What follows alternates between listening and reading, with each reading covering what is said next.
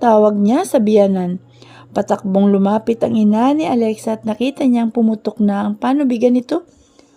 "Mama, ang sakit po!" Pasigaw na wika ni Alexa.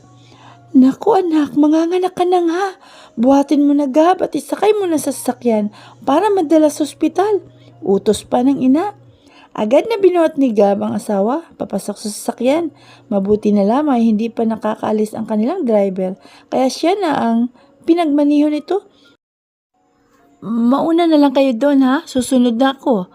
Ihanda ko lang ang mga gamit niya," wika pa ng kanyang ina. Halos sumisigaw si Alexa sa loob ng sasakyan dahil sa patinding sakit na nararamdaman. "Aray ko Gab, ang sakit! Sobrang sakit na ng tiyan ko!" Sigaw niya habang hawak-hawak ni Gab ang mga kamay niya. "Tiisin mo na lang muna, malapit na tayo." Tarantang sagot pa ni Gabriel at maging siya ay pinagpapawisan na rin sa sobrang kaba at excitement na nararamdaman. Nang makarating sila sa ospital ay agad silang idiniretso sa delivery room. "Sir, sa labas na lang po muna kayo," wika ng nurse kay Gabriel. "Hindi, dito lang siya kasama ko, please." Pigil naman ni Alexa sa kanya. Dahil sa iyon ang gusto ni Alexa ay sumama siya sa loob ng delivery room. Kitang-kita niya ang hirap ng kanyang asawa sa panganganak. "Kasalanan mo ito, Gab!" Sigaw pa ni Alexa habang pinapairi siya. Isang matunog na sampal ang dumapo sa pisngi niya. "Aray ko, bakit?" tanong pa niya. "Kasalanan mo to!" ulit ni Alexa sa kahinilang damit ni Gabriel at doon kumapit para makairi ng sobrang lakas. Halos masubsob si Gab sa kanya sa lakas ng pagkakahila at higpit ng pagkakahawak ni Alexa sa kanya.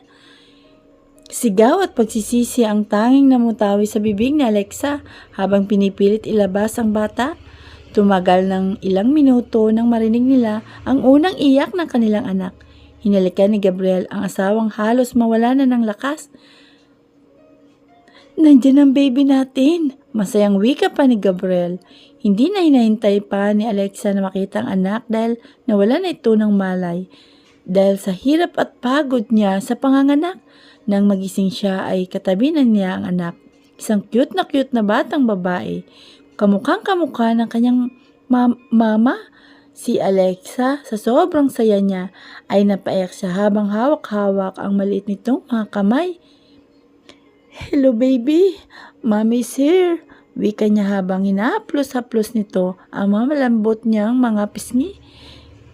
"Gising ka na pala," ani Gabriel na makitang